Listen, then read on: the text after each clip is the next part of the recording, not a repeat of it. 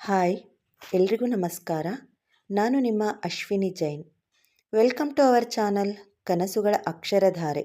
ಇದು ಅಕ್ಷರಗಳ ಆಲಾಪ. ಕಥೆಯನ್ನು ಪ್ರಾರಂಭ ಮಾಡೋಕ್ಕೂ ಮುಂಚೆ ಇನ್ನೂ ಯಾರೆಲ್ಲ ನನ್ನ ಚಾನಲ್ಗೆ ಸಬ್ಸ್ಕ್ರೈಬ್ ಮಾಡಿಕೊಂಡಿಲ್ಲವೋ ದಯವಿಟ್ಟು ಸಬ್ಸ್ಕ್ರೈಬ್ ಮಾಡಿಕೊಂಡು ಪ್ರೋತ್ಸಾಹ ನೀಡಿ.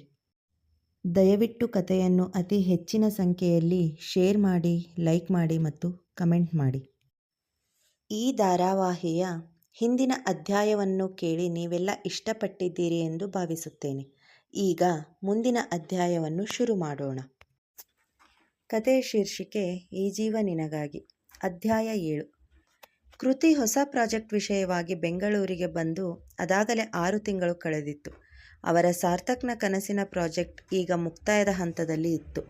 ತಾವು ಎಣಿಸಿದಂತೆ ಅವರ ಕನಸು ಕೈಗೂಡುವ ಸಂಭ್ರಮದಲ್ಲಿ ಇಡೀ ಸಾರ್ಥಕ್ ಪರಿವಾರ ಇದೆ.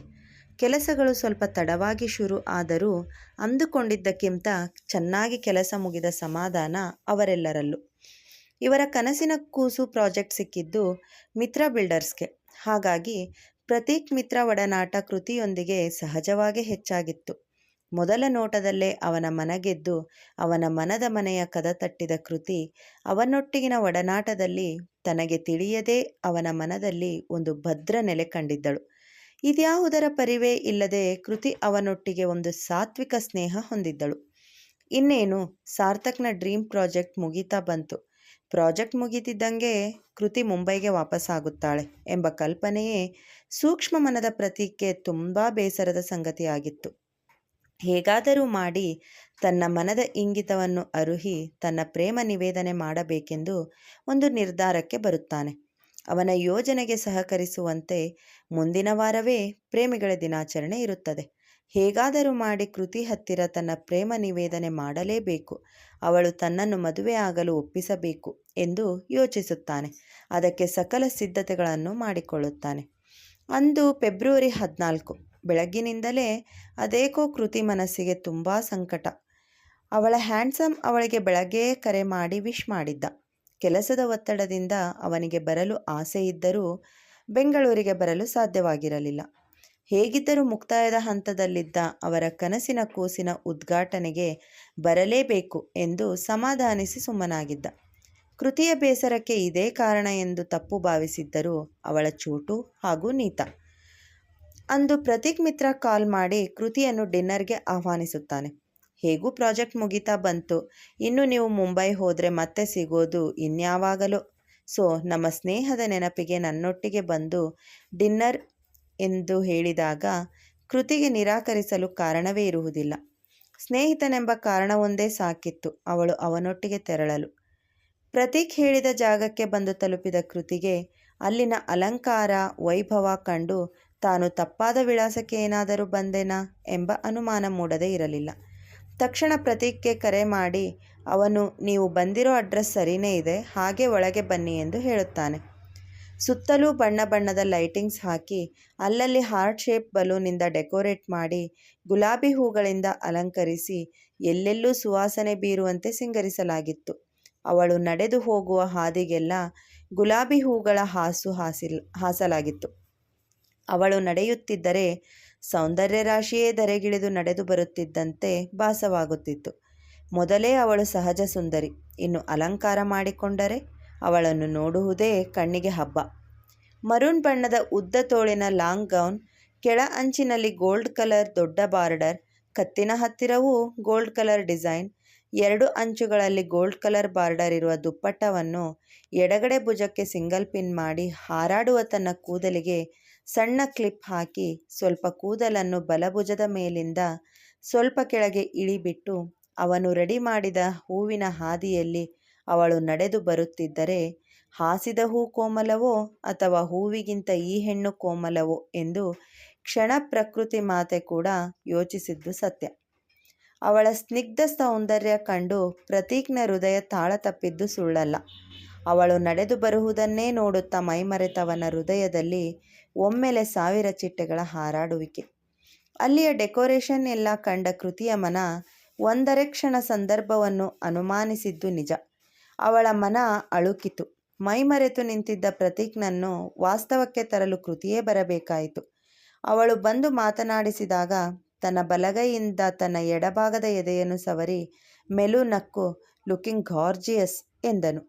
ಹೊಗಳಿಕೆ ಇಷ್ಟಪಡದ ಕೃತಿ ಆ ಕ್ಷಣ ಮುಜುಗರದ ಮುದ್ದೆ ಆದಳು. ಸುತ್ತ ಬಣ್ಣ ಬಣ್ಣದ ಲೈಟಿಂಗ್ಸ್ ಇದ್ದ ಅಲಂಕಾರ ಮಾಡಿ ಮಧ್ಯದಲ್ಲಿ ಒಂದು ಸಣ್ಣ ಟೇಬಲ್ ಮೇಲೆ ಗುಲಾಬಿ ಬಣ್ಣದಿಂದ ಹಾರ್ಟ್ ಶೇಪ್ ಬರೆದು ಸುತ್ತಲೂ ಕ್ಯಾಂಡಲ್ ಹಚ್ಚಿಟ್ಟು 2 ಕುರ್ಚಿ ಇಟ್ಟು ಸುಂದರವಾಗಿ ಅಲಂಕಾರ ಮಾಡಿ ಊಟಕ್ಕೆ ರೆಡಿ ಮಾಡಿಸಿದ್ದನು ಪ್ರತೀಕ್. ಅವಳಿಗೆ ಯಾಕೋ ಅಲ್ಲಿಯ ವಾತಾವರಣ ಉಸಿರು ಕಟ್ಟಿದಂತೆ ಎನಿಸುತ್ತಿತ್ತು. ಪ್ರತೀಕ್ ಹೇಳಬೇಕೆಂದು ತೀರ್ಮಾನಿಸಿದ್ದ ವಿಷಯವನ್ನು ಅರುಹಲು ಯಾಕೋ ಹಿಂದೇಟು ಮುಜುಗರ. ಅದು ಇದು ಮಾತಾಡ್ತಾ ಊಟ ಮಾಡಿ ಮುಗಿಸಿದರು. ಊಟ ಮುಗಿಯುವವರೆಗೂ ಅಲ್ಲಿಯ ವಾತಾವರಣ ಹಾಗೂ ಪ್ರತೀಕ್ನ ನಡವಳಿಕೆ ಅವಳಿಗೆ ಅತೀ ಮುಜುಗರ ಮಾಡದೆ ಸಾಮಾನ್ಯವಾಗಿದ್ದದ್ದು ಅವಳಿಗೆ ಎಷ್ಟೋ ನೆಮ್ಮದಿ ಹಾಗೂ ಸಮಾಧಾನ ನೀಡಿತ್ತು. ಹಾಗಾಗಿ ಅವಳೂ ಸಹ ಫ್ರೀಯಾಗಿ ಡಿನ್ನರ್ ಮುಗಿಸಿದಳು. ಇನ್ನೇನು ಹೊರಡಬೇಕು ಅನ್ನೋ ಟೈಮಿಗೆ ಪ್ರತೀಕ್ ಕೃತಿಯನ್ನು ತಡೆದು ತನ್ನ ಮನದ ಮಾತನ್ನು ಹೇಳಿದನು. ಲವ್ ಎನ್ನುವುದು ಮ್ಯಾಜಿಕ್ ಎಂಬುದು ನಿನ್ನ ನೋಡಿದ ಬಳಿಕ ತಿಳಿದಿದೆ. ಈ ಬದುಕಿನಲ್ಲಿ ಮದುವೆ ಎಂಬುದು ಇದ್ದರೆ ಅದು ನಿನ್ನ ಜೊತೆ ಎಂದು ಭಾವಿಸಿದ್ದೇನೆ. ಈ ನನ್ನ ಮನದ ಅರಮನೆಯಲ್ಲಿ ರಾಣಿಯಾಗಲು ಬರುವೆಯಾ ಗೆಳತಿ? ಮದುವೆ, ಸಂಸಾರ ಇವುಗಳ ಅರ್ಥವೇ ತಿಳಿಯದ ನಾನು ಎಲ್ಲದರಿಂದ ಇಷ್ಟು ವರ್ಷಗಳು ದೂರವೇ ಉಳಿದು ಬಿಟ್ಟೆ. ನಿನ್ನ ನೋಡುವ ಕ್ಷಣದವರೆಗೂ ಯಾವ ಹುಡುಗಿಯೂ ನನ್ನಲ್ಲಿ ಈ ಭಾವಗಳನ್ನು ಹುಟ್ಟು ಹಾಕಿರಲಿಲ್ಲ.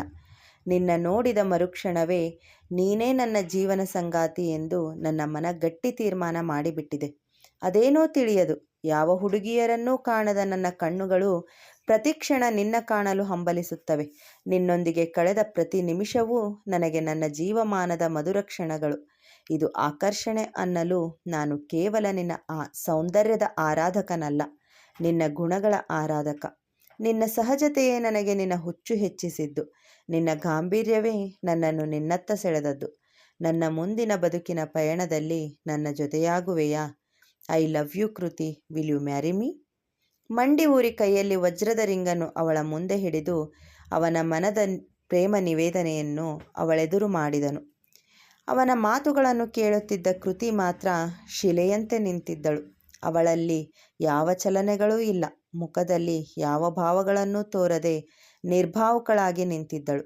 ಅವಳ ಯಾವ ಪ್ರತಿಕ್ರಿಯೆ ಬಾರದೇ ಇದ್ದದ್ದು ನೋಡಿ ವಿಚಲಿತನಾದ ಪ್ರತೀಕ್ ಕೃತಿ ಸ್ವೀಕೃತಿ ಎಂದು ಕರೆದರೂ ಅವಳು ವಾಸ್ತವಕ್ಕೆ ಬರಲಿಲ್ಲ. ಕೊನೆಗೆ ಮೇಲೆದ್ದು ಅವಳನ್ನು ಅಲುಗಾಡಿಸಿದಾಗ ವಾಸ್ತವಕ್ಕೆ ಬಂದಳು. ಏನಾಯ್ತು ಕೃತಿ, ಯಾಕಾಗಿ ನಿಂತಿದ್ರಿ? ನಾನೇನಾದರೂ ತಪ್ಪು ಮಾಡಿದ್ನಾ ಎಂದು ತಪ್ಪಿತಸ್ಥ ಭಾವದಲ್ಲಿ ಕೇಳಿ ಪ್ರತೀಕ್ ತಲೆ ತಗ್ಗಿಸಿದನು. ನೋಡಿ ಪ್ರತೀಕ್, ನೀವು ನಿಮ್ಮ ಮನದ ಭಾವನೆಗಳನ್ನು ಹೇಳಿದ್ದೀರಾ, ಅದು ತಪ್ಪಲ್ಲ. ನಿಮ್ಮಲ್ಲಿ ನನ್ನ ಮೇಲೆ ಅಂತಹ ಭಾವನೆಗಳು ಬೆಳೆಯುವಂತೆ ನಾನೇನಾದರೂ ನಿಮ್ಮ ಜೊತೆ ತಿಳಿಯದೆ ನಡೆದುಕೊಂಡಿದ್ದರೆ ದಯವಿಟ್ಟು ನನ್ನನ್ನು ಕ್ಷಮಿಸಿ. ನೀವು ನನಗೆ ಒಬ್ಬ ಒಳ್ಳೆ ಸ್ನೇಹಿತರು ಮಾತ್ರ. ನಿಮ್ಮ ಬಗ್ಗೆ ನನ್ನ ಮನದಲ್ಲಿ ಸ್ನೇಹವನ್ನು ಮೀರಿದ ಯಾವ ಭಾವವೂ ಬರಲು ಸಾಧ್ಯವಿಲ್ಲ ಎಂದು ಸ್ಪಷ್ಟಪಡಿಸಿದಳು. ಅವಳ ಮಾತು ಕೇಳಿ ಪ್ರತೀಕ್ಗೆ ಬೇಸರ ಆದರೂ ಅದಕ್ಕೆ ಸೂಕ್ತ ಕಾರಣ ತಿಳಿದುಕೊಳ್ಳಲು ಮಾತಿಗಿಳಿದನು. ಅವಳೇನೇ ಕಾರಣ ಕೊಟ್ಟರೂ ಅವಳನ್ನು ಇಂದು ಒಪ್ಪಿಸಲೇಬೇಕೆಂದು ತೀರ್ಮಾನಿಸಿ ಕೃತಿ ಬಳಿ ಅದೇ ಪ್ರಶ್ನೆ ಇಟ್ಟನು. ತಕ್ಷಣ ಕೃತಿ ತನ್ನ ಹಾಗೂ ಸಾಂತ್ವನ್ ರಿಲೇಷನ್ಶಿಪ್ ಬಗ್ಗೆ ತಿಳಿಸಿ ಹೇಳಿದಳು. ಮನುಷ್ಯನಿಗೆ ಸಂಬಂಧಗಳು ಎಷ್ಟು ಮುಖ್ಯವೋ ಅದೇ ರೀತಿ ಸ್ನೇಹವೂ ಕೂಡ ಅಷ್ಟೇ ಮುಖ್ಯವಾಗುತ್ತದೆ ಎಂದು ಪ್ರತೀಕ್ಗೆ ಮನವರಿಕೆ ಮಾಡಲು ಪ್ರಯತ್ನಿಸಿದಳು. ಅವಳು ಬೇರೆ ಏನೇ ಕಾರಣ ಕೊಟ್ಟಿದ್ದರೂ ಅವಳನ್ನು ಒಪ್ಪಿಸಿಯೇ ತೀರಬೇಕೆಂದು ತೀರ್ಮಾನಿಸಿದವನಿಗೆ ಅವಳು ಈಗ ಇನ್ನೊಬ್ಬರ ಸ್ವತ್ತು ಎಂದು ತಿಳಿದು ಅವನ ಹೃದಯವನ್ನೇ ಯಾರೋ ಕಿತ್ತು ಎಸೆದಂತೆ ಭಾಸವಾಗಿತ್ತು. ಆದರೂ ಸುಧಾರಿಸಿಕೊಂಡು ಅವರ ಮುಂದಿನ ಭವಿಷ್ಯಕ್ಕೆ ಶುಭ ಹಾರೈಸಿ ಅವಳೊಂದಿಗೆ ಸ್ನೇಹವನ್ನು ಮುಂದುವರೆಸುವ ಇಚ್ಛೆ ವ್ಯಕ್ತಪಡಿಸಿದರು.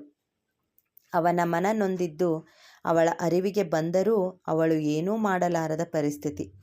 ಆದರೂ ಅವನು ಅದನ್ನು ಮನಸ್ಸಲ್ಲಿ ಇಟ್ಟುಕೊಳ್ಳದೆ ಅವರಿಗೆ ಶುಭ ಹಾರೈಸಿದ್ದು ಅವಳಿಗೆ ಬೇಸರ ತರಿಸಿದರೂ ಸ್ವಲ್ಪ ನೆಮ್ಮದಿ ನೀಡಿತ್ತು. ಅಷ್ಟರಲ್ಲಿ ಕೃತಿ ಮೊಬೈಲ್ ರಿಂಗ್ ಆಯಿತು. ಮೊಬೈಲ್ ಪರದೆ ಮೇಲೆ ಹ್ಯಾಂಡ್ಸಮ್ ಅನ್ನೋ ಹೆಸರು ನೋಡಿ ಮುಗುಳು ನಕ್ಕು ಕರೆ ಸ್ವೀಕರಿಸಿ ಮಾತನಾಡಿದಳು.